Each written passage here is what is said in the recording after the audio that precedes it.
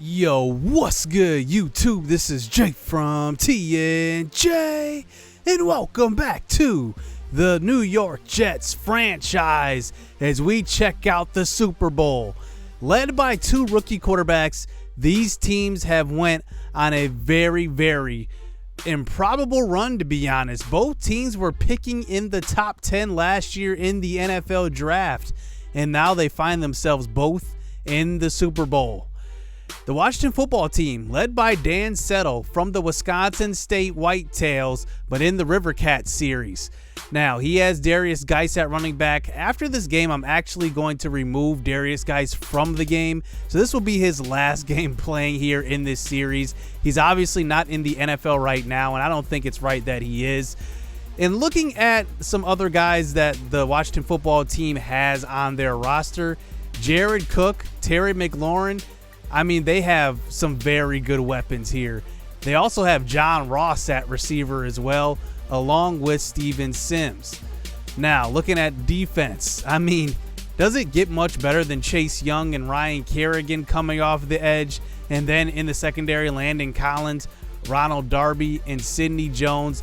All pretty good defensive backs, especially Collins. I wonder how good Sidney Jones will be in this game. But on the other side of the ball, they have Brent Thompson, reigning Rookie of the Year in the AFC. And man, was he impressive versus the Jets in the divisional round. He'll be looking to carry over that momentum. And in comes DJ Chark as well.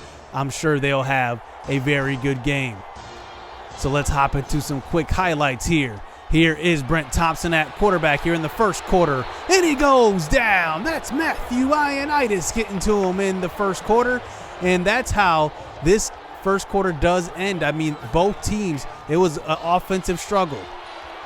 So we move on to the second quarter. Here's Dan Settle at quarterback, and he's going to settle down and find Antonio Gibson, who was wide open over the middle, and that one moves them into field goal range. So this is actually the first time in this game that either team has been on the opposing 40, at least, as Dan Settle throws on a 2nd and 6 across the middle, and it's caught by Jared Cook. So this defensive struggle continues inside the 10. Here's a throw to the sideline, and it's Gibson again. And Washington only settles for 3. So 2 minutes left here in the first half. Let's see if Thompson has something in him on a 3rd and 18. He hands off to Leonard Fournette and picks up the first down. What an improbable run on a 3rd and 18. Leonard Fournette showing some magic. So here's that quick release we were talking about last episode, and that is caught by Dede Westbrook, but he can't hold on to it. So Lambeau comes in, knocks that field goal through, and we move into halftime 3-3. But here in the second half, Brent Thompson fumbles, and it's picked up. It's Jonathan Allen who runs in for the touchdown. A scoop and score strip sack on that one. Take a look.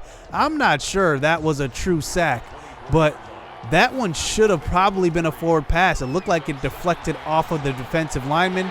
Nonetheless, this game continues here in the third quarter. DJ Chark gets open. He's going to take it all the way. Brent Thompson answers back. I feel like he got robbed by the refs, but then he answers back with that.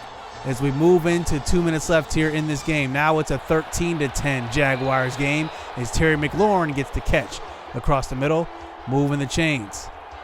Can Dan Settle get into field goal range? Here's another throw across the middle, and it's caught. That time it's Sims as they move the chains. So from the 34 now, 1:15 seconds left. They have all 3 timeouts. A throw across the middle. It's Geis, and he picks up the first down. They have still yet to use a timeout, but this clock is still running here. 16 seconds left. Here's a throw on a 3rd and 3, and it's deflected. And that in comes the kicker here to tie this game up at 13 apiece, and it's good. This one is going to overtime. So here in overtime, Washington starts out with the ball. Remember, a touchdown wins it. Running a man in motion here under center. Handoff. No, it's a play-action fake. The pressure coming around the edge. But Dan Settle holds on to it. A rookie mistake. Joe Schobert comes in for the sack. That's a big-time loss. 3rd and 26. Settle throws short. That's not even going to be close. Terry McLaurin goes down And now Brent Thompson, all he has to do is to get in the field goal range to win this game. So after a punt, here's Brent Thompson. They send the pressure at him. It's picked up beautifully. He throws to the right side, and it's caught. DJ Chark. He's over 100 yards in this game. And that one moves it to the 28. We already know that Josh Lambo has the range from this distance. So now they get into a 3rd and 10. The pressure collapses on Thompson, but he finds Chark again. This combo is lethal. Another first down. They're inside the 10, and they line up here on a 4th and goal at the 13 for a game-winning field goal, and it's going to be good. The number 3 overall pick in Brent Thompson leads the Jacksonville Jaguars to a Super Bowl victory in overtime. A defensive struggle for most of the game, but how about this? Brent Thompson, who we lost to in the divisional round, takes the Jaguars all the way, leads them to the NFL's best record, even after having the number 3 overall pick, and they come away with the victory. Brent Thompson, what a run he's had in his rookie year. Man, I'm excited to see what type of career he's going to have. This seems like this is going to be a very, very good team for a lot of years to come. Leonard Fournette was over 100 yards. DJ Chark, 6 receptions, 157 yards, and that big touchdown after answering back after the strip sack on Brent Thompson. And honestly, I think that the Jaguars dominated this game. I think that they missed on a couple opportunities. They got robbed as well, but it was a very good pass rush that they were facing.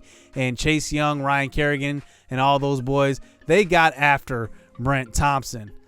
But look at the offensive disparity here. 408 to 190 of the Washington football team. It was an amazing effort by the Jaguars, though. So for the rest of this episode, I just want to talk about my plan going forward in the draft. I mean, there are a ton of good players in this draft. This actually might be a deeper draft than last season. I thought that last season was pretty deep, but I think this draft class is extremely deep, especially at quarterback, though. I mean, there are a ton of options here, and honestly, I can see about 6 or 7 starters in this draft alone. Now, the top 2 are pretty much unanimous. It's George Jenkins and Justin DiRoberto. But number 3, Chance Tyree, who we've been talking him up all season. I think that he's a guy that we could target right in the middle of that first round. If we don't end up re-signing Darnold, I guess we'll have to see when the offseason comes. But he's definitely on our radar. Now, if we don't go after a first-round quarterback, there are some later-round quarterbacks, maybe just middle-round quarterbacks, I should say. Ethan Brown is there. He's a second-round grade, but a first-round projection. I'm interested to see where he will go. But then there's Bryant Simmons there. Alfred Miller is a pretty good player as well. These guys are more developmental guys that we could draft, and then we'll have to kind of groom them into the role. And then there's obviously Gunnar Johnson. I kind of see him as a career backup, though. Maybe if he gets an opportunity, he can show what he's got. But I don't know if he is good enough to really be a starter right away. He'll definitely need a few years of development. Now, I really want to add another playmaker to this offense. I don't know where that's going to be. Obviously, it could be at quarterback. It could be at running back, too. I mean, Le'Veon Bell went out, and I think our running game was actually very, very good with P. Ryan and Deion Carter. It definitely has me thinking. I don't know if I would trade Le'Veon Bell because running backs, especially around age 30, do not get a lot in trade value. I'm going to be realistic here. But one guy I'm looking at is Dwayne Lincoln. I mean, this guy is... I think that he could be really good. I don't know if he's going to be fast at all. He's obviously 5'10", 230. But I want a power back who can just like bruise our way to yardage. I mean, if I can get a guy that can just pick up 10 yards on a carry and it looked like a 2-yard gain at first, I mean, those are the type of guys that I want. I just need a playmaker that can just get us something when we just need something, just anything. Now, that's when I turn to receiver, and I could be looking at a playmaker receiver in the first round. You never know. Xavier Storm is there. He's another slot guy, but honestly, I can move him to the outside. He'll be a smaller receiver, but he is an excellent route runner, and that's where we struggled in that Jaguars game. I mean, our guys created no separation, but then when they did, Darnold kind of missed throws. But I need more separation on a consistent basis from our receiving core. I don't know where that's going to come from, but maybe the draft will provide some of these guys because, like I said, this is a very deep receiver class for sure. If you look down here in the late third round, I mean, you're going to start to see some second round talent guys. And even later in this draft, like fourth round, you see Matt Hill, who is a late first round talent. I mean, this is a talented draft. And even going after a guy like Matt Hill, he's 22 years old from Texas. And he's not the biggest of guys, but a first round talent nonetheless. How about Carlos Jackson? He actually is a very good hands guy. I'm going to keep my eye on Carlos Jackson. He's a smaller guy, 5'9", and he's going to be more of a slot guy probably too, but his catch in traffic and catch, both at B+. Keep your eye on him. Now, one thing I want to do is add pass rush because, like I said, when Brad Matthews went down, I mean, we had zero pass rush. It was really sad, to be honest. Quinnen Williams was the only guy to show up in that divisional round versus the Jaguars, and nobody else was to be found. I mean, Jordan Jenkins, where did he go? Henry Anderson, where did he go? Frankie Louvu, where did he go? So we had to find some pass rushers to really step up when, you know, one of our guys gets hurt. So I'm looking at DeAndre Waddle here and Nick Battle and also Joe Rodriguez. I think those three guys are definitely on our radar here in the late first, early second, because remember, we have 2 first-round picks this year. This is actually the last year we have these 2 first-rounders. So I think it could be smart to double down on pass rush in the first round 2 years in a row. You can never have enough pass rush. That is the thing, and I think that the Jaguars proved it. I mean, they had 3 guys that can get after the passer, and then they had a good secondary. I mean, if you have that, you are pretty solid. And then A.J. Oliver here, he is really good at getting after passer as well. B+ awareness too. He is at third round projection too, so he could be around in the second round when we pick. So we'll have to see on him. Now, secondary is still an issue though. And 2 cornerbacks that are really elite in this draft are Marquise Gentry. He could go anywhere in the top 15 picks. He can even go as early as number 2 to the Eagles. So watch out for him coming off the board. And then there's Bryant Britt, who is probably the most underrated guy in this draft. He is a late first round projection, but an early first round talent. I think he can be a pretty good sure thing in this first round. We obviously saw what he did with the St. Louis State Rivercats. He can carry that over into the NFL. Then there's Thaddeus Porter. I think he's a distant third, and I don't really know if I'd go after him in the first round anyway. I think that he is a good player, but I just don't know if I'd reach on him. Now, Nathan Beaver is there as well. I could get him in the second round and add another safety to this mix because remember, George Caver, who we drafted in the 5th round, he played quite a bit. So putting Nathan Beaver in that position, that's also an option.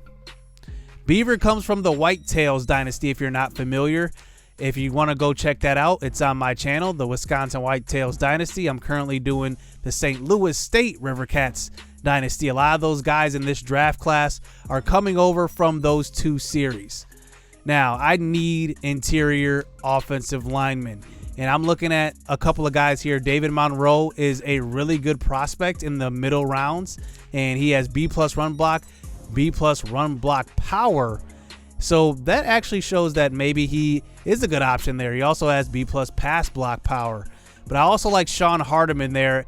I could pick him at the end of the first round. I don't think he will make it to the second round, to be honest with you. So I do want to kind of look at these guys here that I have scouted at center.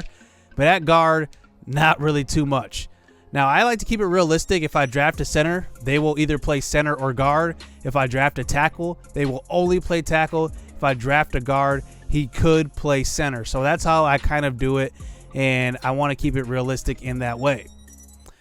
So that's going to do it. I just want to do a quick little preview to the draft so I don't have to explain too much during the draft, during next episode. And I also wanted to see the Super Bowl a little bit. I watched that entire game. It was a defensive game, and that's why I kind of edited it down that way. I didn't want to bore you guys with a defensive game, a low-scoring game. So I edited it down and then made it so that we looked at the draft ahead.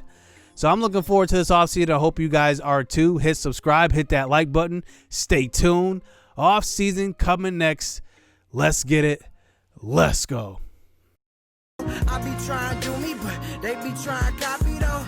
Only problem with that is they not me though. People act cool, but really they be shysty though. They say they got your back, but they ain't even behind me though. I be low key, but police be trying to find me though.